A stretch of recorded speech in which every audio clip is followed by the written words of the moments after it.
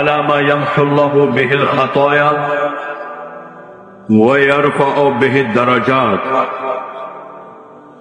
قلنا بلى يا رسول الله.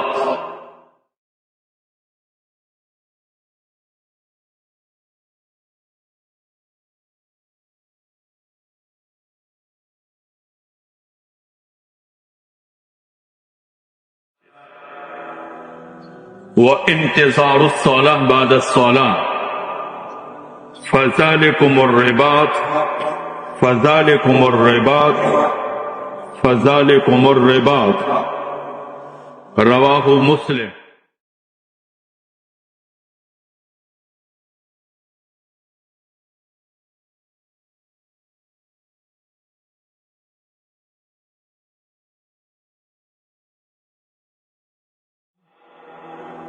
حتى يسبغ الوضوء كما امره الله. رواه البيهقي. یہ روایات ہیں جو بخاری، مسلم، ابو داؤد، ترمذی تمام کتب میں مختلف مضمون، مختلف الفاظ سے. جو یہاں مضمون بیان کرنا ہے وہ سب میں ایک ہے، البتہ اس ایک بات پر مختلف عنوان سے فضائل اور انعامات. تو انعامات مختلف حدیث کی کتابوں میں مختلف ہے، لیکن بات سب جگہ ایک ہے اور وہی یہاں سمجھانی ہے. یہ جو حدیث ہے جو حضرت ابو ہریرہ رضی اللہ تعالی عنہ سے فرماتے ہیں رسول اللہ صلی اللہ علیہ وسلم نے فرمایا کہ کیا میں تمہاری رہنمائی کروں ایسے عمل، 3 عمل پر کہ جو تمہارے خطایا معاف کر دے، مٹا دے، جھاڑ دے گناہوں کو، اور تمہارے درجات اللہ کے ہاں بلند کرے. ہم نے کہا یا رسول اللہ کیوں نہیں؟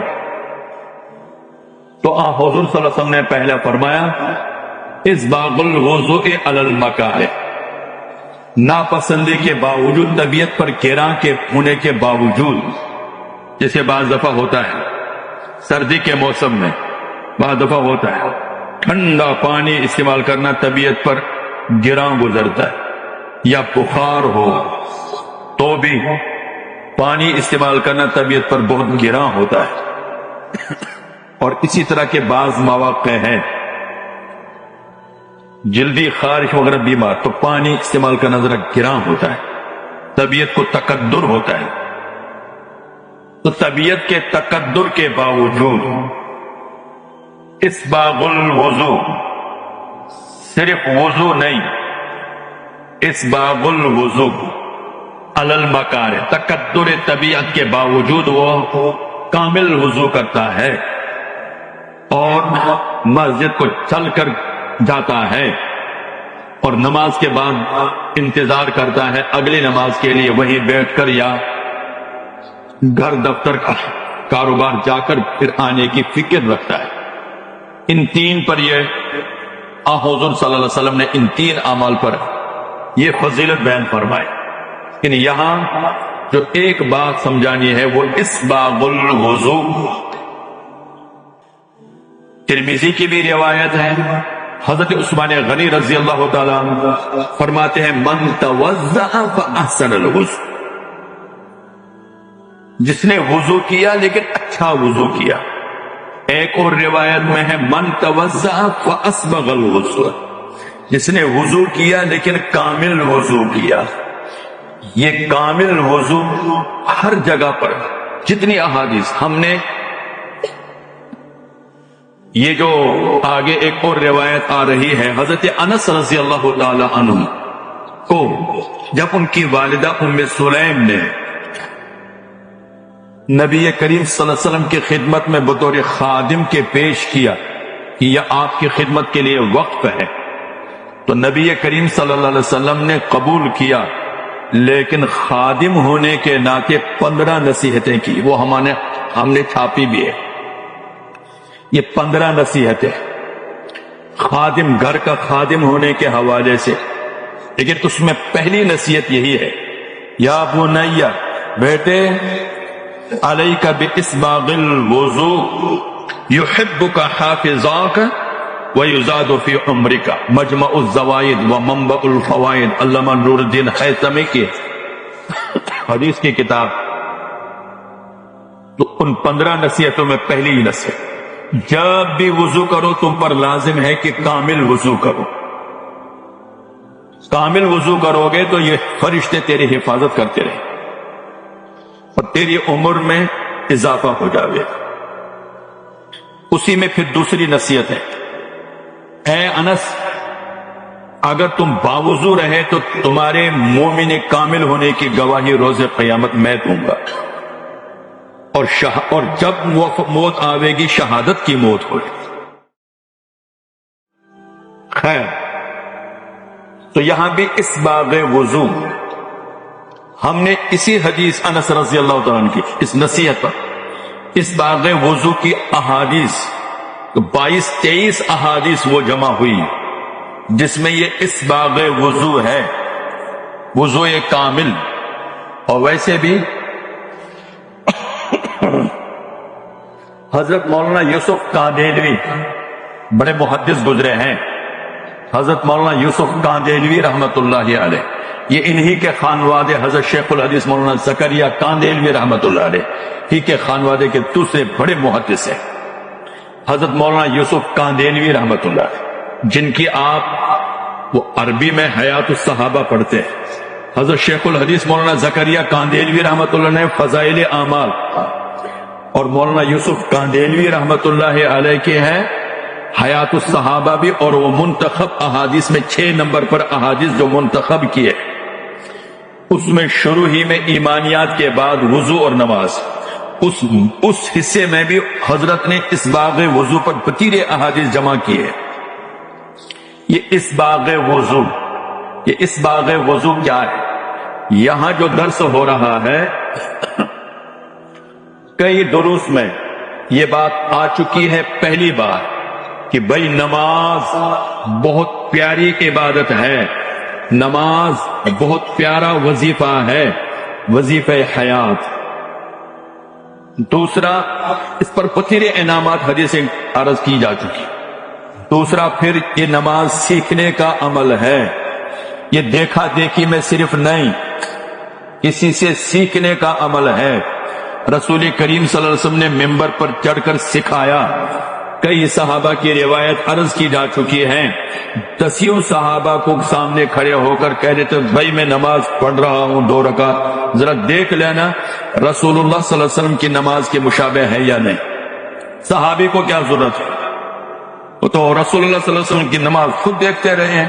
لیکن تصحیح، اصلاح، سیکھنے اور سکھانے کا عمل جو اب امت میں ختم ہونے کو ہے، ہم سوال کرنے کے، ریسرچ اور تحقیق کے لیے تو روایات کی کھوج لگائیں گے، بخاری میں ہے، فلانا ہے، یہ کھوج لگانا اور سوال کرنا آج کل محبوب مشغلہ ہے، لیکن سیکھنا یہ نہیں ہے۔ یہ سیکھنا اور تربیت اور آداب یہ ندارد ہے۔ اس لیے یہاں یہ بات عرض کی گئی، نماز سیکھو، جہاں آپ کا موقع ہے، آپ کو موقع ملے کسی عالم سے، اپنے امام سے، کہیں بھی سیکھو ضرور۔ صرف کتابوں سے اور گوگل سے منتشر احادیث کو جمع کر کے اپنی نماز کو ترتیب بٹھاؤ، یہ اس نماز تو ہوے گی نقلی، اس پر کوئی بھی انعام نہیں ملے گا، گوگل آپ کو صحیح نہیں بتائے گا۔ 2 باتیں۔ تیسری بات سیکھنے کا کیا ہے، اس میں بنیاد حدیثیں عرض کر دی تھی کہ حدیث میں رسول اللہ نے فرمایا 4 اصولی باتیں سیکھو تو نماز، وہ حدیث عرض کر دی تھی، وہ نماز تمہاری ٹھیک ہو جائے گی۔ 4 حقوق ہیں نماز کے، نماز کے 4 حق ہیں۔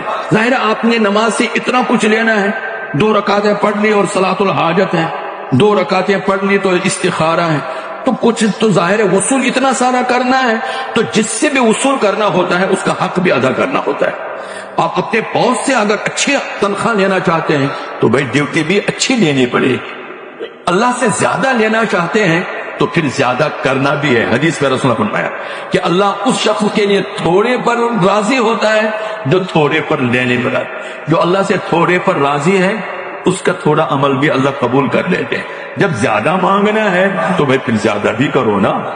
تو نماز سے اگر آپ زیادہ اپنی دعائیں قبول کروانا چاہتے ہیں تو پھر نماز کو بھی تو کچھ وقت دو نا سکون سے پڑھنے کا. کوئی نماز کا بھی تو پھر حق ہے.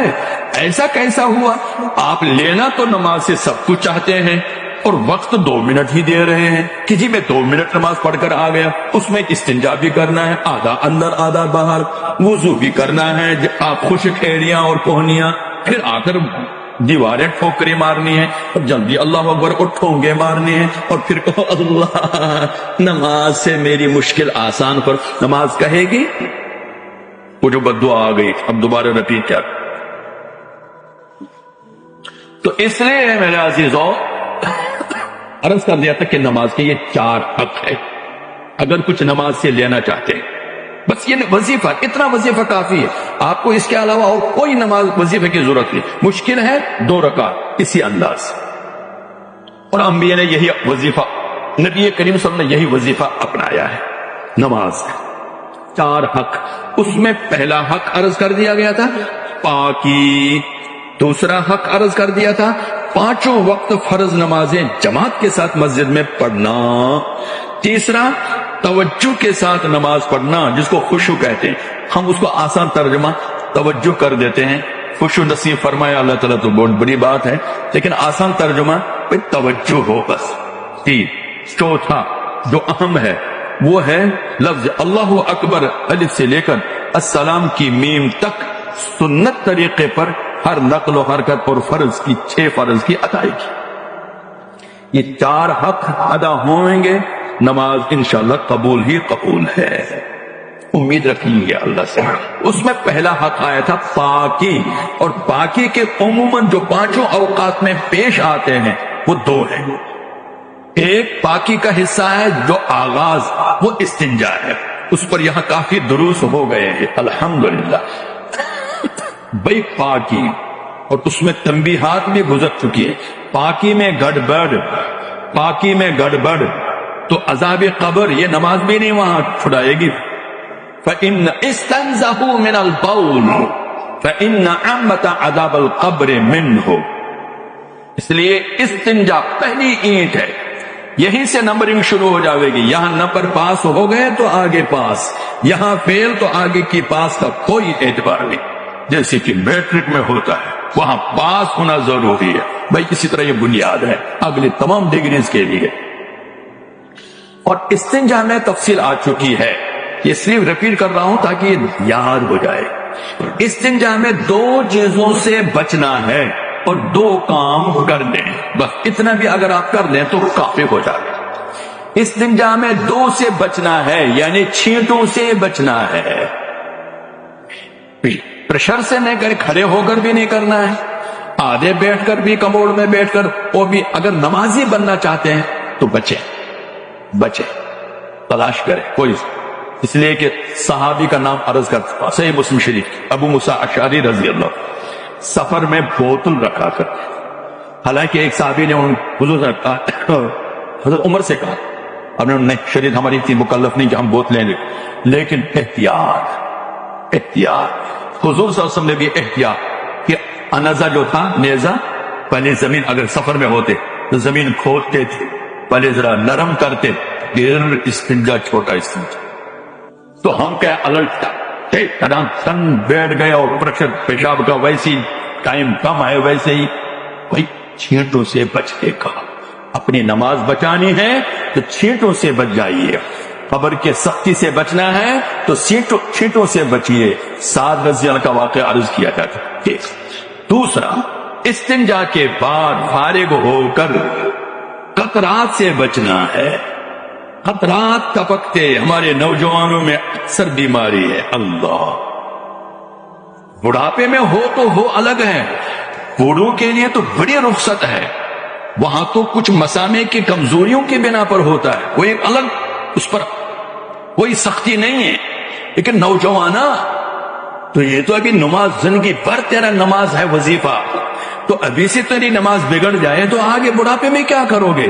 تو وہاں بھی فیل اور یہاں بھی، کم از کم جوانی کی نمازیں تو کام آ جائیں۔ اس لیے بھائی نوجوانوں کو خاص یہ خطرات سے بچے، شک کرنے کی ضرورت نہیں، آپ احتیاط عمل کر لیں، ہاتھ کا استعمال کم کریں۔ اس نے وہاں عرض کر دیا گیا تھا کہ پورے طور پر بیٹھ کر استنجا کریں، آدھا گھنٹہ یا 15-20 منٹ نماز سے پہلے کرنے کی عادت ڈالیں، پھر بیچ میں اگر کوئی قطرہ ٹیشو سے صاف کر لیں، بیچ میں مسل کر صاف ہو جائے گا۔ اور سب سے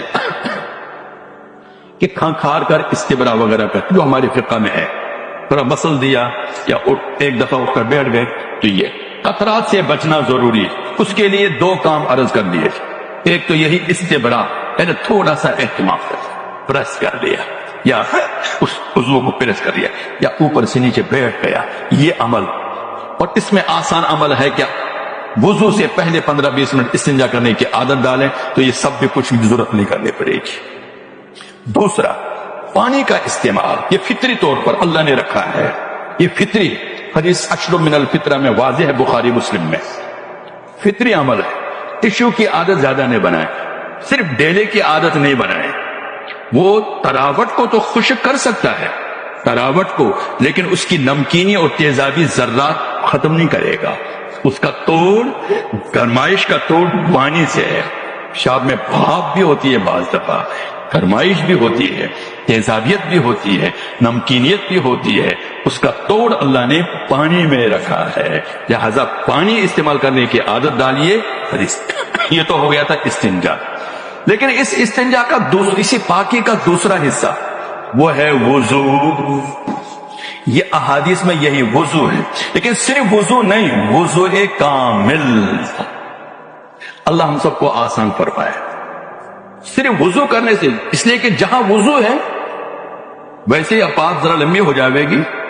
یہ جو رات کو اور کھانے کی جگہ پر، کھانے سے پہلے بھی وضو کا لفظ آتا ہے، رسول اللہ صلی اللہ علیہ وسلم کھانے سے پہلے بھی کیا وضو کرتے تھے، اور کھانے کے بعد بھی وضو کا لفظ۔